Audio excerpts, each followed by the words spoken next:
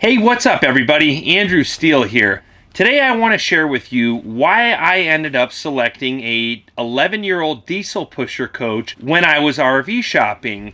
I did a ton of research. I asked all different types of RV owners, from travel trailers, fifth wheels, diesel pushers, Prevost buses, all of it. What are their maintenance costs? What problems have they had?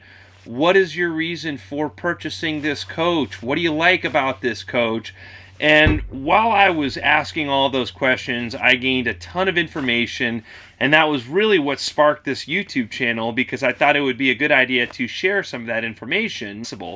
Now, I have owned 4 RVs. My first RV was a 1991 32-foot Airstream travel trailer that I bought in Sturgis, South Dakota in 2011, and I totally updated the interior. I stripped the clear coat off of it, polished it out. It was a really fun project. I made a little bit of money on it, but probably 50 cents an hour or $1 an hour for all of the labor that I put into it. I made a couple $1,000, but it was probably thousands of hours that went into that unit. So after I had that Airstream, or actually while I had that Airstream, I had the opportunity to buy a 1996 Fearon Covington Gas Class A, and I flipped that really quickly. I bought it for $2,500 and then put about $2,500 into repairs into it, and then sold it for $7,000 or $7,500. I don't remember the exact numbers on that. It's been almost 8 or 9 years ago. So, but I made a little bit of money on it, cleaned it up. It was a pretty fun project. The gentleman that was living in that RV passed away, so it was an abandoned vehicle, and I ended up buying it from the RV park, and it was kind of a weird situation, but made a little bit of money on it and got to own a gas Class A for a little while. Because I had to clean all of the gentleman's personal belongings out of it, it was kind of a weird, just had a weird vibe to it. So I don't think I ever spent the night in that coach. I drove it a little and used it and got a feel for it, but it had some kind of weird juju on it. So I just flipped it and made a couple $1,000 and moved on. And the next RV that I purchased was a 2010 KZ Inferno 44-foot toy hauler.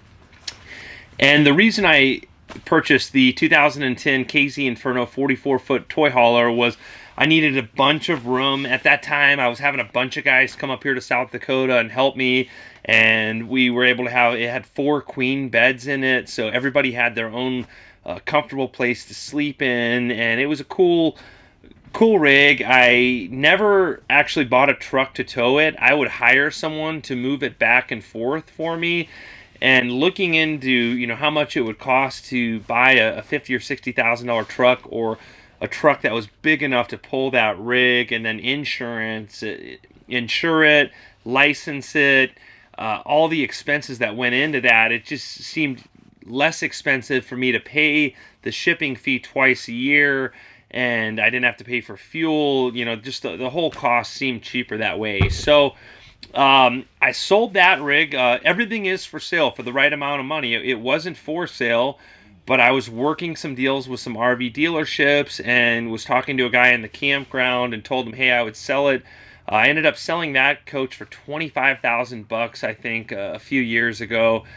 Gave the guy a pretty good deal on it, but I had used it and just didn't see a need for it anymore. So after that, I had a family member that bought a 2016 Winnebago Brave, and he was working all the time and never using the rig, so I worked out a deal to rent that Winnebago Brave for 2 summers, actually, and that was a pretty fun rig. I drove it back and forth between here and Arizona, and got a lot of wheel time in a Class A gas rig.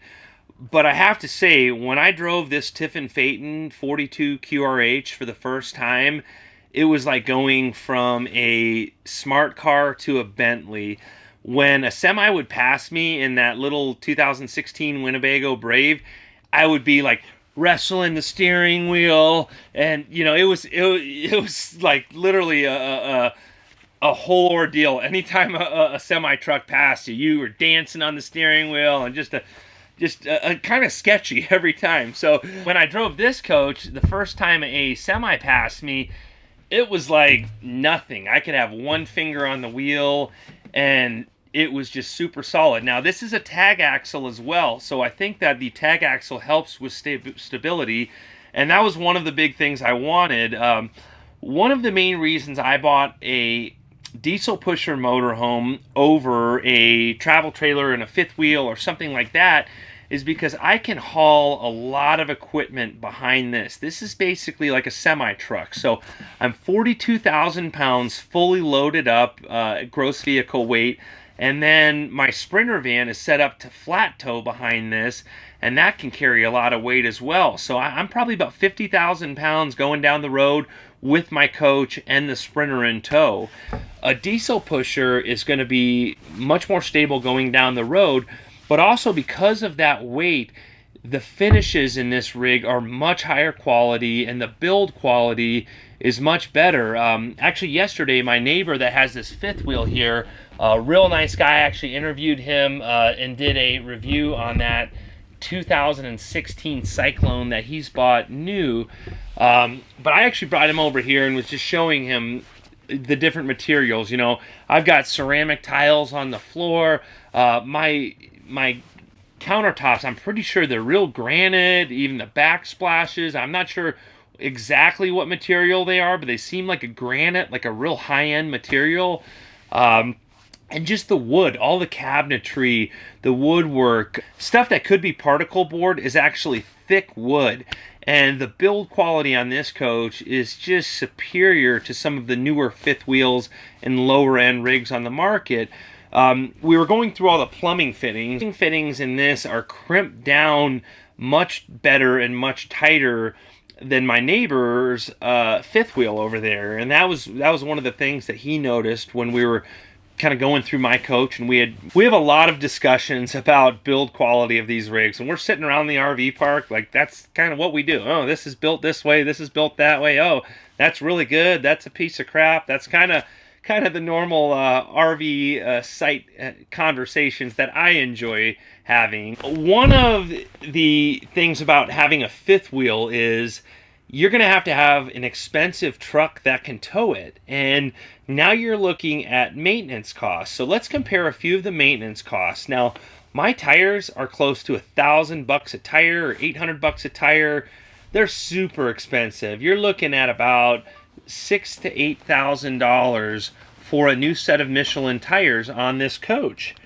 Now, my neighbor who's got a fifth wheel with a dually pickup truck, he could probably put a whole new set of tires on that pickup truck for maybe $1,000, and probably a set of tires on his fifth wheel for another $1,000. So he's probably at about 25% of the tire costs. Now, I have a generator that I have to maintenance. Now, if you have a generator and a fifth wheel, you're going to need to maintain that as well. But I also have hydraulic systems, an air system, basically a complete semi-truck under this. So it's going to take 5 gallons of oil, 5 gallons of ATF. Everything's going to be higher quantities, so you're going to spend more money in fluids and maintaining a rig like this than you would a normal pickup truck. So the diesel pusher has so much more basement storage than travel trailers or fifth wheel. And for me, that was a really important feature. But with a pickup truck, you're going to have 2 registrations. You're going to have to insure 2 vehicles. And depending on where you register your vehicles, that could play a big difference. Like my neighbor's from Texas, and I'm from Arizona. He said it's like $60 just to register his truck in Texas. And my Sprinter van, that's like a 2014, that's probably half the value of his truck, is like $400 a year still. So there's a lot of different variables that go into where you live, what the maintenance costs are going to be. And you're going to have to store 2 vehicles. Now, people that already have a truck, say they have a boat or they use their truck for other things, a fifth wheel is going to make a lot more sense because you've already got that rig to tow it. But if you're buying an RV just to use for RVing and you're going to buy a truck and a fifth wheel, I can guarantee you my neighbor paid a lot more for that F-350 and that Cyclone than I did for this 2008 Tiffin Phaeton, but I have a higher build quality rig. Now, the difference in trade-offs are going to be my maintenance costs are going to be a lot higher. I'm going to have to store this rig. You could park a pickup truck in a driveway. I'm going to have special space to store a large rig like this. A fifth wheel is just not going to hold up as well over time. That rig has gel coat with decals where my rig has full body paint. Any rig that has gel coat with decals is going to start disintegrating in 5 to 10 years. You will never see me have the same wrap on my van for more than 4 years because I know after 4 years it's going to start to disintegrate, especially if it's stored outdoors year-round. So my advice to anyone that's going to buy an RV, whether it's a truck and trailer or a Class A diesel pusher motorhome, make sure you spend the extra money to get something that's fully painted because it's going to be so much easier to maintain and it's going to look so much better in 10 years and it's going to hold its value so much better because it's going to look good. I can show you 10-year-old fifth wheels, Montanas, Bighorns. In 2010, those rigs were tall cotton, and now they're not worth very much because the exteriors are so faded. The decals are completely deteriorating, and no matter what you do, you can store it, covered storage, wax it all the time, but in about 10 years, any rig that has gel coat with decals is going to start to disintegrate.